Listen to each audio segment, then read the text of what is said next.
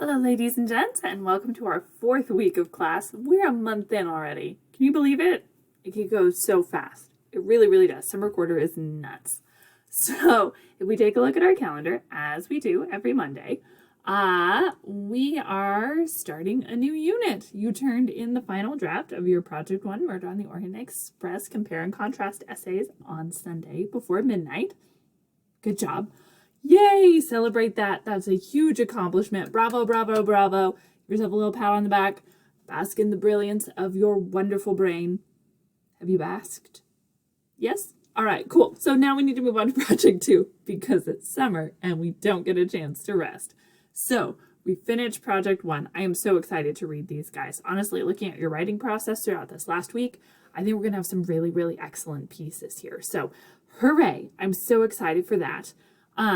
It typically takes me between 7 and 10 business days to get essays back to folks, so you can expect to see them beginning of next week. And I do give a lot of feedback on these essays, and I don't want that to be a daunting thing for you because it really comes from a place of encouragement and of wanting to show you ways to make your writing even better. You're doing so much excellently already.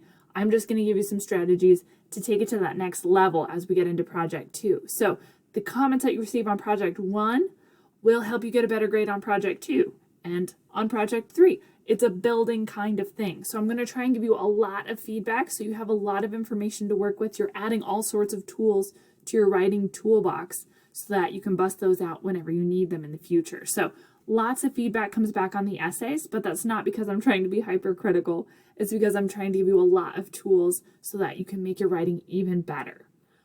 So you'll get feedback in 3 places on the essay. You're going to get a nice long gradebook comment that's going to give you kind of a global picture of your writing. I'm also going to give you feedback in the rubric itself. So each of those graded rubric categories is going to have a note from me in it that tells you how you got the grade you did in that particular category. And then you'll also get feedback embedded in the body of the essay. So you've sent me a document, hopefully a Word doc or a Google doc, not a Pages doc, because Canvas won't let me open those.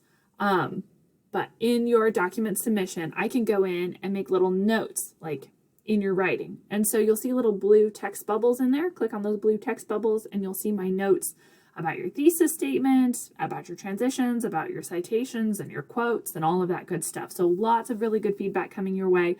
Normally takes me about 7 to 10 business days just because there is so much information I'm trying to give you there. So that's what's coming there. Hooray, I know we're excited.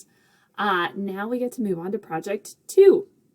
So Project 2 is building on our theme of justice and true crime because as we talked about earlier in the quarter, there's a lot of educational psychology that says when we have a consistent theme connecting writing assignments, it helps our brain retain the information better and helps us build and hone our skills more effectively because we're not reorienting to a new topic each time.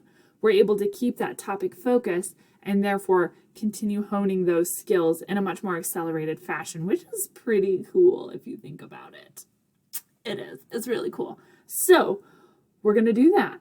It's going to be fun. So this next project is about a phenomenon called trial by media. So we live in an age that's very different than the ones preceding it because we have instant access to information. Not only do we have instant access to more credible sources of information, potentially news information, that kind of thing, scientific releases, but we also have access to some less credible information sources, like social media sources, Twitter, Facebook, Instagram, TikTok, you name it. We have access 24/7. We are constantly bombarded with kinds of information. And so what becomes imperative now is our ability to filter through the information, find what kinds of things are credible, and be able to disassociate that from things that are just people's opinion or that are based in emotion and not science and logic, those kind of things. And so what we're going to be looking at is this really interesting phenomenon called trial by media, because in the Constitution, the U.S. Constitution, the Sixth Amendment, which I'm sure you all have memorized, right? What? No, not many of you do? Well, that's shocking. So I didn't either. So the Sixth Amendment says that we are guaranteed the right to a free trial and to an unbiased jury. Now, the challenge comes in, how on earth do we get an unbiased jury? A jury, a group of people, 12 people, we learned from Murder on the Orient Express, who are supposed to come in with zero prior knowledge of the case. They should only be making their decision based on the evidence presented to them by the lawyers during the judicial process. Ideally, that's what should happen. However, how on earth do you get an unbiased jury in this age of constant information? If we think about famous cases like the Michael Jackson case, or Casey Anthony, or any of those high-profile, oftentimes murder cases, where we know so much stuff before they even select their jury. And it may not all be evidence. It may just be hearsay or opinion or emotional reaction that we got from social media sites, or even that we got from newspapers, because newspapers, of course, are motivated to sell newspapers. And what sells newspapers? High emotional reactions. So that's why you don't see a newspaper headline that says, "Today was just a nice day. Everyone got along. Nothing blew up. Things were fine." Nobody's going to buy that paper, right? They will, however, buy a paper with a headline like, "Everything is burning," and "the ice cream factory melted." You know, like those those kind of things really grab our attention. We're like, oh, I should learn about that. So even newspapers are not always credible source of information. So how do you get an unbiased jury? Are we violating the Sixth Amendment? How do we make sure the judicial process is functioning? And so that's what we're looking at in this essay. So I've got some questions here, great article for you to read. You're going to be watching a lecture called Framed Justice, which is awesome. You get to hear more of my voice. I know you all love that. We're going to be looking at the prompt and case list already because it's summer and we got to move fast, right? And then you're going to be looking at cases under consideration and giving me a discussion board saying, these are a couple cases I might think about writing about. And then we're going to start looking at our project 2 outline, which is exciting. And actually, I'm going to give us a little bit more time on this. I'm going to move this over here. So you've got more time to think about this, more time to research. So you have a little bit more time before you have to write your outline.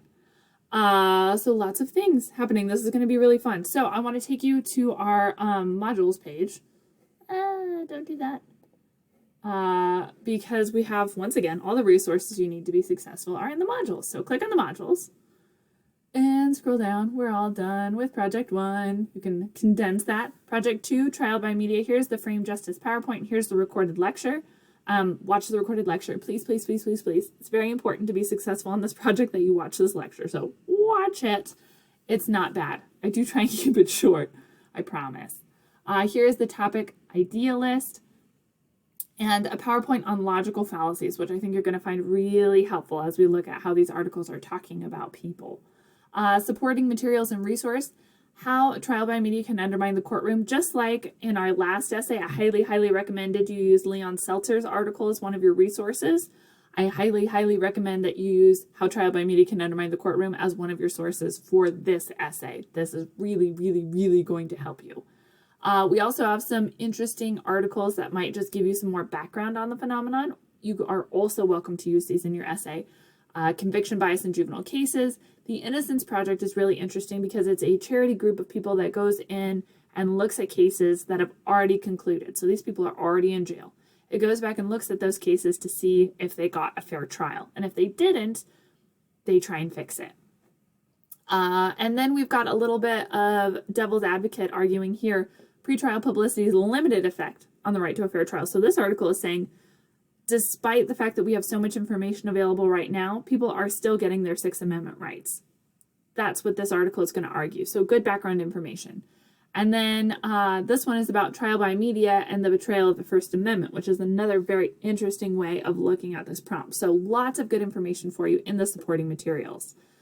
The essay, subheader, once again, everything you need for the essay.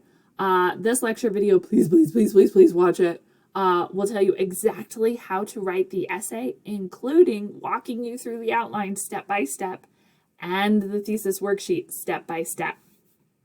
It's going to save your butt. So please watch it. I promise it's not awful. Here's the prompt. Here's the essay outline. Here's the thesis worksheet. Here's the rubric I'm going to use to grade it.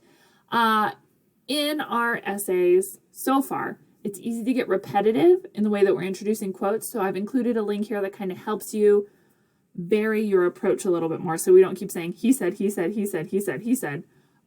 We get to vary things up a little bit.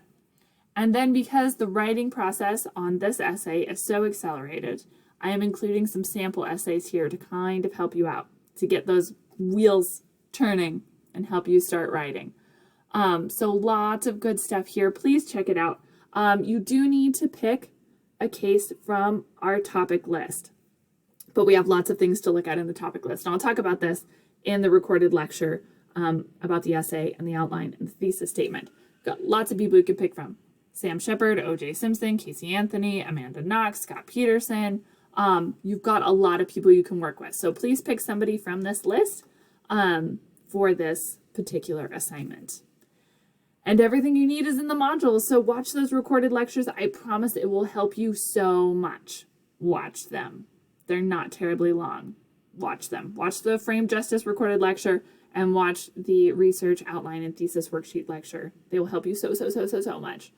All right, that's it. I try and keep these under 10 minutes. I went 11. I promise I'll stop talking now. So you guys have a fabulous day, a fabulous week. If you have any questions, reach out. I'm here to help, and I look forward to seeing how